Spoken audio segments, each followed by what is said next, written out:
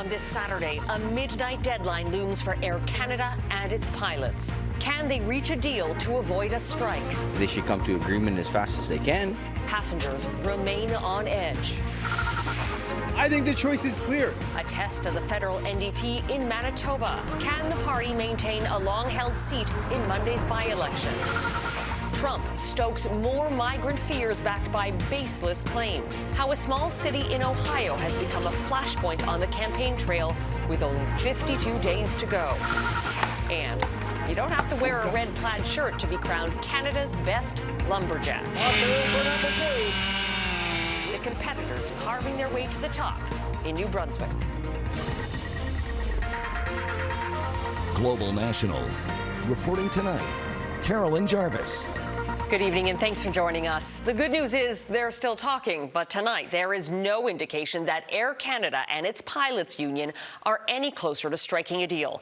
Precious hours are ticking away before a midnight deadline when either side can trigger a grounding of flights. The federal government has indicated it doesn't want to step in, and as Mark Carcasole tells us, thousands of passengers could be left in the lurch. Check-in can be nerve-wracking at the best of times, but for Air Canada passengers this weekend, anxiety is sky high. I have family that lives on the other side of the country, so, I may not be able to go see them. Saturday's flights were unaffected by potential strike action, but for many travelers, the return trip may not be so smooth. The odds are still pretty strong that we'll have some work disruption planned for Wednesday morning, and we'll know later on this evening. After midnight tonight, the union could give 72-hour strike notice, or Air Canada can announce a lockout. To prepare, the airline says it has, quote, begun taking some measures, including limiting certain types of cargo shipments, such as perishables, and adjusting some aircraft flying schedules to have them positioned properly in the event of a wind-down. Air Canada carries 110,000 passengers every day on nearly 680 flights, and the first cancellations could come as early as Sunday. Unfortunately, what travelers are going to experience is the fact that there are not many alternatives to Air Canada in this country, especially if they're traveling domestically. Air Canada has offered a 30% pay raise over 3 years, but the union says they're paid up to 50% less compared to American pilots. In a statement, the union says it continues to meet with Air Canada today in an effort to reach a new contract at the negotiating table and avoid legal job action and the effects of that on our passengers. We need to make sure. Friday, the Prime Minister said Ottawa was not ready to step in and force a deal like it did with the WestJet and rail strikes. The question now is, can the two sides, which are still far apart, reach an agreement on their own? The fact that both parties still remain at the table, speaking to each other, negotiating through those issues, gives me some measure of optimism that there's potential for this strike to be averted. Nervous passengers hope that sense of optimism can lead to a deal as they watch the clock tick toward a midnight deadline. Mark Carcasole, Global News, Toronto. There are calls for Canada's Auditor General to investigate a federal program meant to support Indigenous businesses. The Indigenous Procurement Program hands out roughly $1.6 billion of federal work every year. But a Global News investigation in partnership with First Nations University found loopholes that allow non-Indigenous companies to access that money. Melissa Ridgen joins us now with the latest. Melissa. Carolyn, Indigenous Services has known since the Indigenous Procurement Program began 20 years ago that it was vulnerable to unscrupulous business owners pretending to be Indigenous. It was only 2 years ago that they even tried to close those loopholes by verifying Indigenous claims. But the federal government's own business directory, which you have to be registered on to bid on contracts, still contains companies owned by non-Indigenous people. And that's why there are calls for the Auditor General to step in. We urge you to conduct an inquiry into the negligent management of the Indigenous Business Directory that has been usurped by ineligible, non-Indigenous interlopers who have defrauded Canada of possibly billions of dollars. Reads a letter to Auditor General Karen Hogan, signed by the Assembly of First Nations, their regional office in Quebec and Labrador, and the Algonquin Nation. The program is being scrutinized for good reason, but the work hadn't been put into it a few years. It's been ongoing forever. So I think that they want to change the program. They just don't know how and what. Contradicting Indigenous Services claims that they tightened up verification in 2022, Global News has an email exchange between Mission Cote, who we just saw, and ISC from April of this year, where he raised concerns that an entity like a tribal council wanting to be on the business directory doesn't have a photo ID to upload on the site. The ISC replied that he could just upload a photo of a bunny and move on to the next step. You sent the bunny picture? Oh yeah, I went online. I found a, so it was running gag in our office, and I said, you know, I got to send a picture of a bunny, and kind of weird, but so I did. The Auditor General tells us they are considering the request for an investigation. In addition to that, though, the Assembly of First Nations and Algonquins want Canada to get back that taxpayer money that was awarded to businesses fraudulently claiming to be Indigenous. Carolyn. Melissa Ridgen in Winnipeg, thank you. Voters head to the polls in 2 federal by-elections Monday. In Montreal, a Liberal stronghold is under threat in a tight 3-way race, seen as another test of Prime Minister Justin Trudeau's leadership. But in Winnipeg, it's the NDP that has a lot to lose as the Conservative Party tries to make gains. Katherine Dornian reports. Ahead of the by-election in Winnipeg's Elmwood-Transcona neighborhood on Monday, Jagmeet Singh making his 3rd appearance in the city in less than 2 weeks. I think the choice is clear in this by-election. The choice between the cuts of Conservatives or New Democrats who want to lower your bills. The NDP leader campaigning hard alongside candidate Leela Dance, hoping to hold on to this seat, held by Daniel Blakey since 2015, but left vacant when he took a job as an advisor to Premier Wab Kinew. The riding is an NDP stronghold, only going blue once in 2011 under Stephen Harper's majority government. Dance believes voters are aligned with her party's message about health care and affordability. Families can trust us because we make it easier for families. We give them the relief that they need. And I'm committed to doing the same moving forward. Political scientist Christopher Adams says the riding will be a showdown between the NDP and the Conservatives. He says the demographics of Elmwood-Transcona have shifted from being very working class to a more varied mix of income levels, and Conservatives want that support in their push for a general election. The Conservatives have really, across the country, have started to shift their strategies to trying to win the union Labour vote. We saw Doug Ford do that in Ontario. We see Pierre Poilievre do that right now in his messaging. So it would be, you know, a very bad scene for the NDP if they lost this riding. Tory candidate Colin Reynolds is an electrician and a union member. His party would not make him available for an interview on Saturday. Also hoping to tip the scales is Liberal candidate Ian McIntyre. Despite his party losing the support of the NDP through their supply and confidence deal, he says his party is in it for the long haul and connecting with voters. They are enthused. They know the government is going in the right direction and on things that are going to help people make it to the end of the month. Put money in their pocketbooks. Adams says the winner of this riding is not an indicator of how Canadians at large will vote in the next federal election, but it may reflect how the parties stand with some of their key voter bases and impact their strategy in the next major campaign. Katherine Dornian, Global News, Winnipeg. In the U.S., both the Harris and Trump presidential campaigns are focusing on battleground states after the debate. And it's Donald Trump's pet-eating rant from that debate that's still making waves and stoking baseless fears. As Bianca Fascini reports, the former U.S. president is not backing down.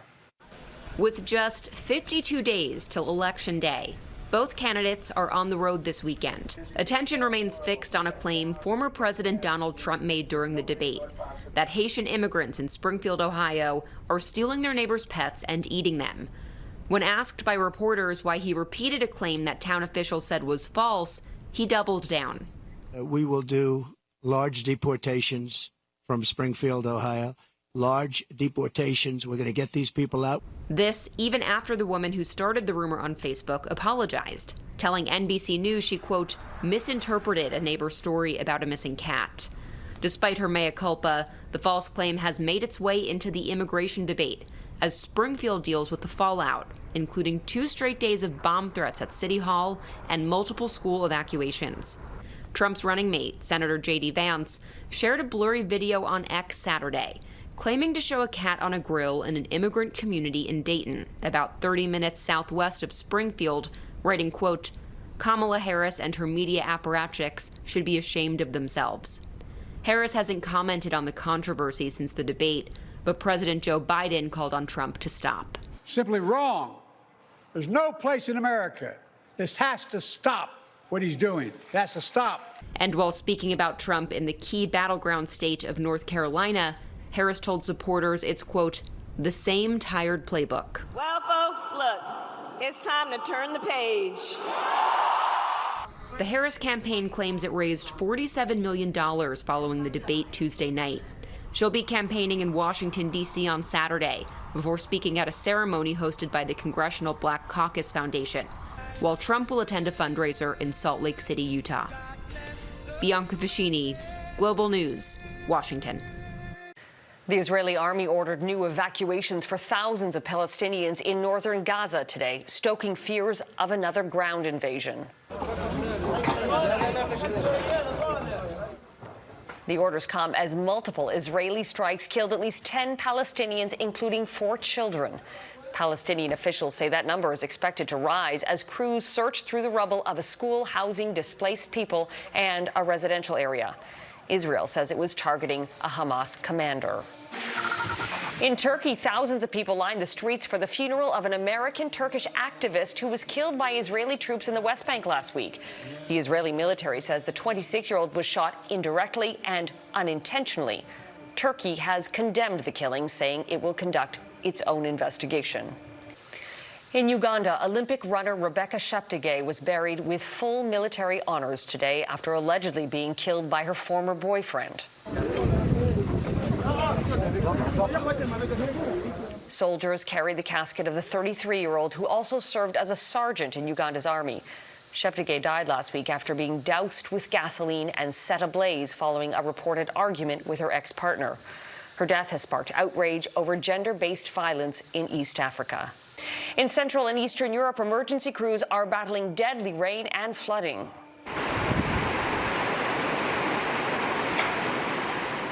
In Romania, at least 4 people have died and dozens of people had to be rescued. Meanwhile, rivers in Poland and the Czech Republic are overflowing, forcing evacuations in border communities.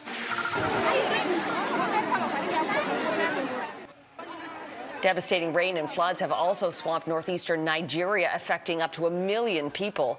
The UN's World Food Program says nearly 300,000 people may now be living in camps or on the street.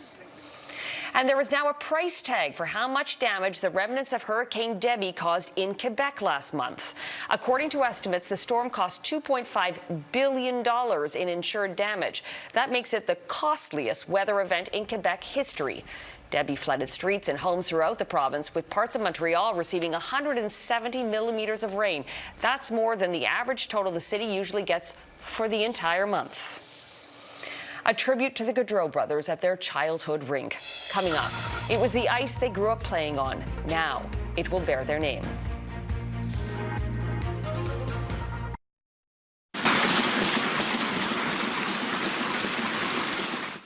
An emotional tribute celebrated the late Gaudreau brothers at their childhood rink. The Hollydale Ice Arena in New Jersey will be renamed the Gaudreau Rink in honor of Johnny and Matthew Gaudreau, who were killed last month by an alleged drunk driver. Gaudreau's family joined hockey fans and community members for the ceremony. In the midst of an awful situation, I can smile thinking of our next generation of players learning the game and experiencing its joy on a sheet of ice named after Matthew and John Gaudreau. So many of you here today watched John and Maddie grow up on this ice.